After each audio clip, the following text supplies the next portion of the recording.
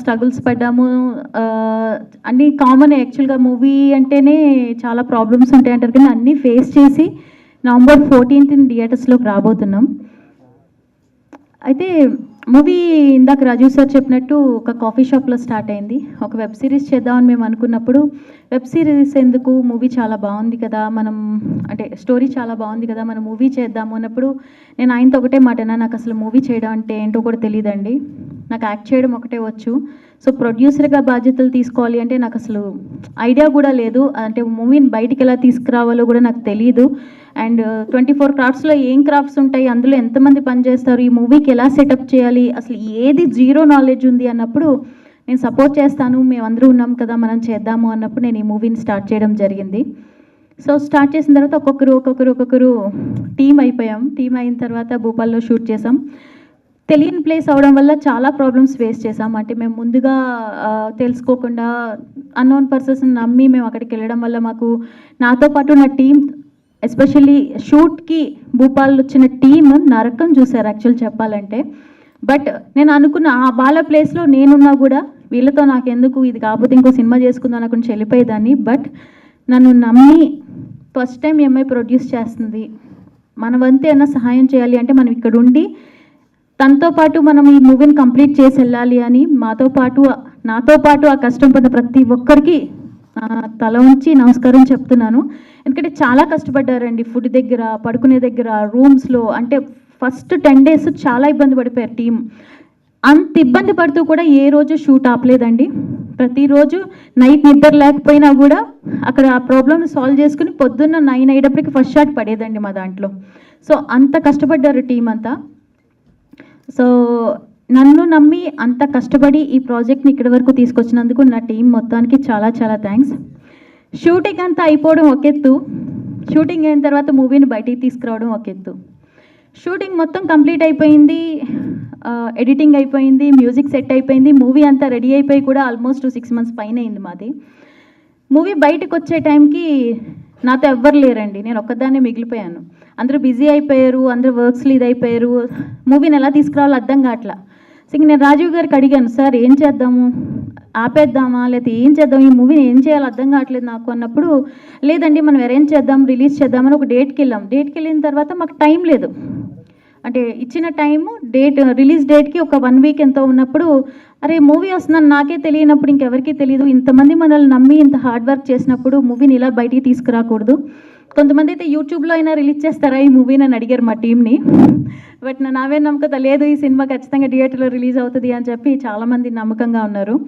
So ఇలా కాదు, అందరికీ ఆన్సర్ చేయాలి అంటే మూవీని కొంచెం గట్టిగా ప్రమోట్ చేసుకుని ఇదొక సినిమా ఉంది అని చూపించాలి అని చెప్పి నుంచున్నప్పుడు డేట్ మార్చేసాం November 14th. నా దగ్గర ₹1 కూడా డబ్బులు లేకుండా అయిపోయాయి.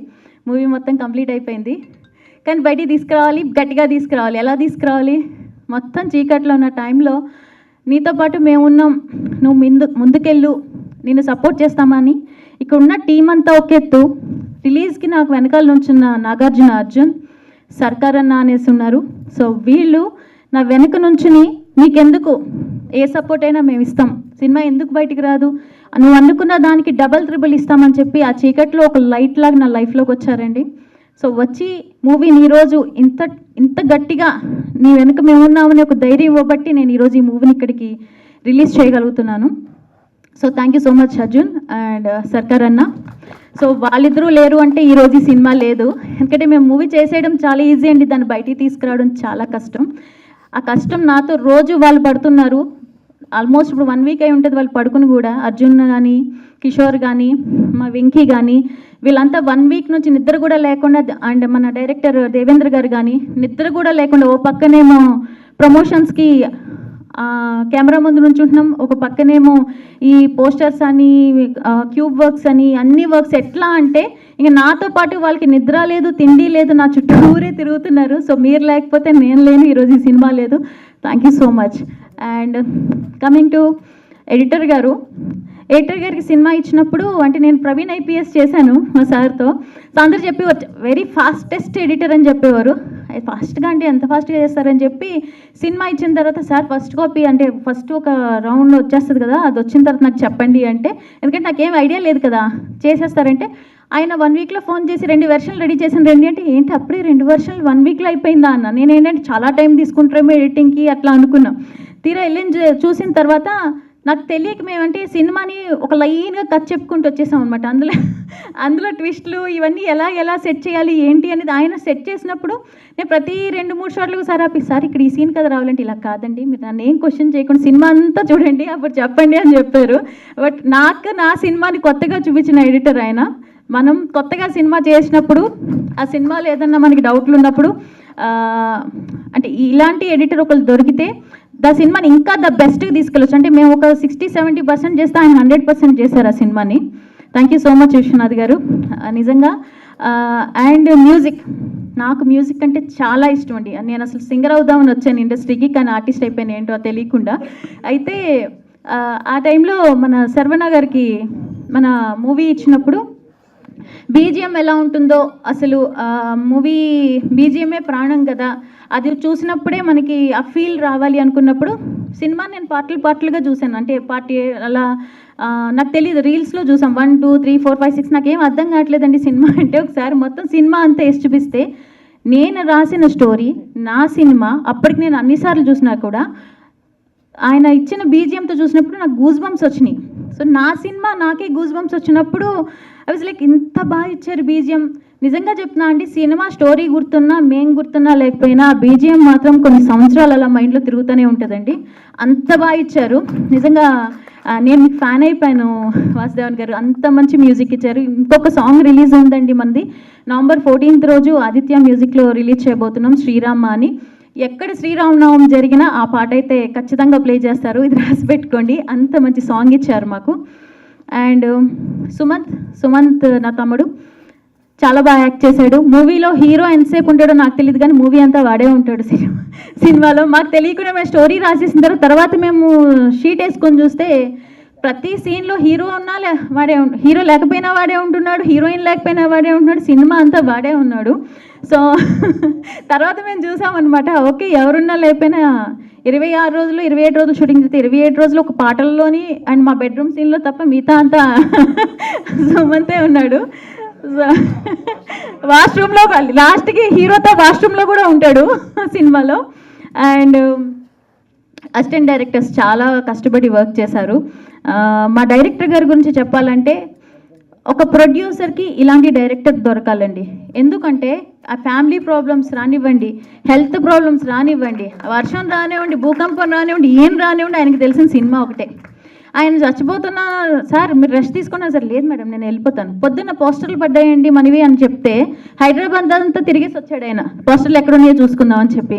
ఆయన ఎంత డెడికేటెడ్గా వర్క్ చేస్తారంటే ఇంక డే లేదు నైట్ లేదు ఇంక ఏదీ లేదండి. ఎంత టైం అయినా అది ఏవైనా నేను అన్నా సార్ లేట్ అవుతుంది కదా, వేరే ప్రాజెక్ట్ ఏదన్నా మీకు వస్తే ఒప్పుకోండి అంటే, లేదు మేడం ఇది నా ఫస్ట్ ఫిల్మ్, నేను ఖచ్చితంగా పనిచేసి తీరుతాను, ఇది రిలీజ్ అయ్యే వరకు నేను ఏది పెట్టుకోను అని చెప్పి, మీరు రాత్రి 1 గంటకి పిలవండి, మా ఎడిటర్ గారికి తెలుసు ఆయన గురించి, మీరు ఏ టైంకి పిలవండి ఆ టైంకైనా అక్కడ వచ్చి ఉంచుంటారు. మామూలుగా వేరే వాళ్ళైతే నాకు ఈ బండి ఛార్జెస్ ఇవ్వండి లేదంటే నాకు డబ్బులు ఇవ్వండి నేను ఎంత తిరుగుతున్నాను కదా అని అడుగుతారు, కానీ నన్ను ఏ రోజు ఆయన మనీ కోసం కాకుండా సినిమా కోసం పనిచేసిన డైరెక్టర్ అండి. మీలాంటి డైరెక్టర్ దొరకడం ఐఎమ్ సో లక్కీ అండి. అండ్ వెంకీ నాతో ఖుషి మీడియా స్టార్ట్ అయినప్పటి నుంచి ఉన్నాడు, డే 1 నుంచి ఇప్పటి వరకు వెంకీ ఉన్నాడు.